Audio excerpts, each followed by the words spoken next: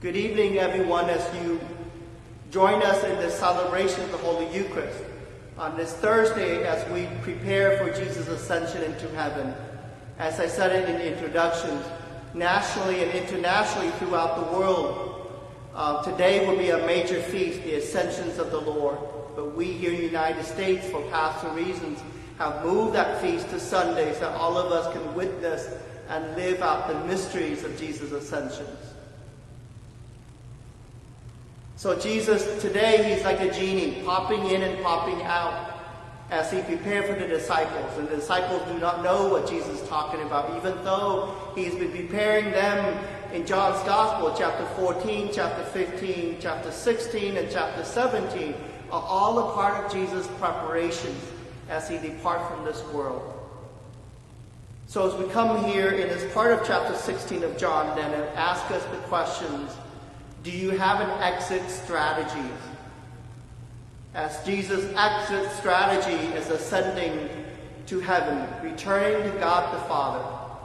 But exit strategy is something we all need to have in our life. And certain exit strategy may take a long time, especially when we are in a very difficult relationship. A relationship that can be very abusive.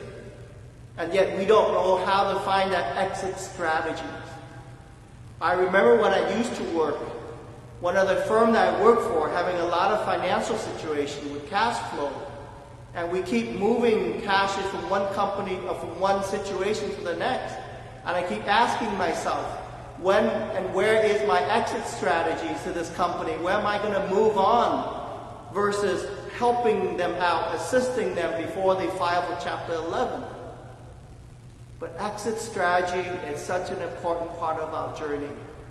Some exit strategies, definitely, they're anticipated departures. Or other can be an unexpected departures.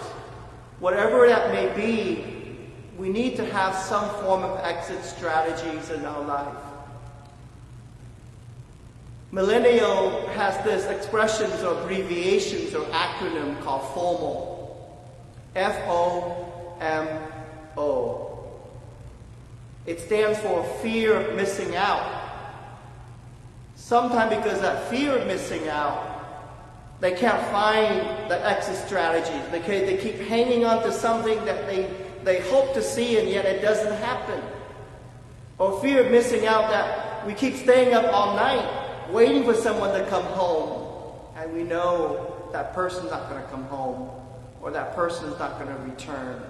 But that FOMO is so deep that we keep hanging on to it. Or the other part of millennial situation, a young people situation, we all go through. Another form of FOMO is fear of moving out. Missing out to moving out. It's also a scenario that we all have to face. Moving out from home when we just graduate from high school. Many are beginning to graduate now from high school. Or moving out to another company maybe. Or where your company asking you to move out in another locations, another countries, and then you have to ask the questions. Is there an exit strategy for me when my company decide to move out from California to another state or to another country? Am I going to stay with that company, or am I going to